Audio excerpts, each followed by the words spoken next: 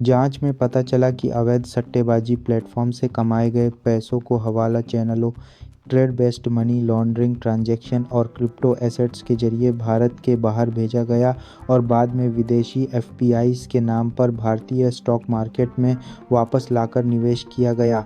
प्रवर्तन निदेशालय ईडी ने बुधवार को बताया उसने छत्तीसगढ़ में कार्रवाई को अंजाम देते हुए अवैध महादेव ऑनलाइन सट्टेबाजी ऐप के मुख्य प्रवर्तकों में से एक सौरभ चंद्राकर सहित विभिन्न आरोपियों की लगभग 92 करोड़ रुपए की संपत्तियों को कुर्क किया है, जिसमें चल और अचल दोनों तरह की संपत्तियां शामिल हैं। इस कार्रवाई के दौरान ईडी ने पीएमएलआई के तहत एक अंतरिम आदेश जारी करते हुए परफेक्ट इन्वेस्टमेंट एलएलसी और एक्सिस जनरल ट्रेडिंग जीजेड को पर रखी गई 74.28 करोड़ को बाराप्लाकेसी से रुपए से अधिक की बैंक राशि को जब्त किया। दोनों कंपनियों से बड़े पैमाने पर बनाई अपराध की आय। इस बारे में एक बयान जारी करते हुए ईडी ने बताया कि ये दोनों कंपनियां सौरभ चंद्राकर, अनिल कुमार अग्रवाल और विकास छपाड़िया की हैं, जिनका इस्तेमाल अपराध की आय पीओसी को छिपाने और बेदाग निवेश के रूप में दिखाने के लिए किया जाता था। इसके अलावा ईडी ने बताया कि साथ ही स्काई एक्सचेंज .com के मालिक हरिशंकर टिब्रेवाल के करीबी सहयोगी गगन गुप्ता की भी 17.5 करोड़ रुपए की संपत्ति अटैच की गई है। इन जब्त की गई संपत्तियों में गगन गुप्ता के परिवार के सदस्यों के नाम पर रखी गई महंगी रियल एस्टेट और लिक्विड एसेट्स भी शामिल हैं, जिन्हें खरीदना पाया गया। अपराध की आय को बेनामी खातों के जरिए निकाला गया। ईडी की जांच में पता चला है कि Mahadev online book, sky exchange .com आदि जैसे अवैध सट्टेबाजी ऐप्स ने भारी मात्रा में नकदी उत्पन्न की, जिसे बेनामी बैंक खातों के एक जटिल जाल के माध्यम से निकाला गया। यह भी पता चला है कि सौरभ चंद्राकर और अन्य ने महादेव ऑनलाइन बुक एप्लीकेशन नामक एक ऑनलाइन प्लेटफॉर्म के माध्यम से जनता को धोखा दिया। सारे ग्राहक खो देते थे।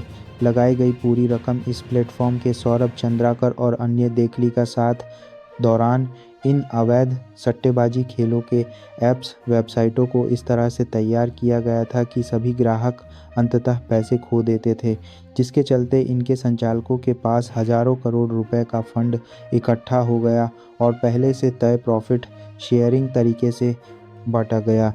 इसके अलावा बैंक अकाउंट खोलने के लिए जाली या चोरी किए गए केवाईसी का भी इस्तेमाल किया गया और अवैध सट्टेबाजी से मिले पैसे को उनके सोर्स को छिपाने के लिए लेयरिंग की गई।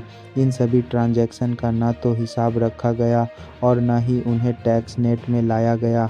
एफपीआई के नाम पर वापस भारत आया अपराध की कमाई का पैसा।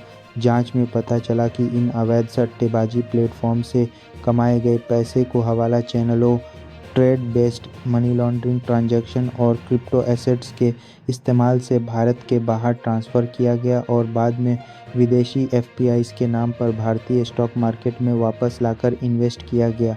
ईडी द्वारा की गई जांच में एक से कासल तरह दो कर दिया गया, गाम कर दिया गया और बाद में एक से कर इन्वेस्ट किया गया। सोफिस्टिकेटेड कैशबैक स्कीम का भी पता चला, जिसमें यह एफपीआई एंटिटी भारतीय लिस्टेड कंपनियों में भारी इन्वेस्ट करती थीं और बदले में इन कंपनियों के प्रमोटरों को इन्वेस्टमेंट का 30% से 40% कैश में वापस देना होता था। गगन गुप्ता ने दो कंपनियों से लिया 98 करोड़ का फ़ायदा। जांच के दौरान एक आरोपी गगन गुप्ता को सालासर टेक्नो इंजीनियरिंग लिमिटेड और टाइगर लॉजिस्टिक लिमिटेड जैसी एंटिटी से जुड़े ऐसे ट्रांजैक्शन से कम 98 करोड़ रुपए का लाभ मिलना पाया गया। बता दें कि अब तक इस मामले की जांच के दौरान ईडी ने 175 से ज़्यादा जगहों पर तलाशी ली है। साथ ही जांच के दौरान लगभग 200 करोड़ रुपए की चल और अचल संपत्ति जब्त, फ्रीज या अटैच भी की है। इसके अलावा ईडी ने इस मामले में 13 लोगों को गिरफ्तार किया है और अब तक दायर की गई 5 प्रोसिक्यूशन कंप्लेंट में 74 लोगों को आरोपी बनाया गया है।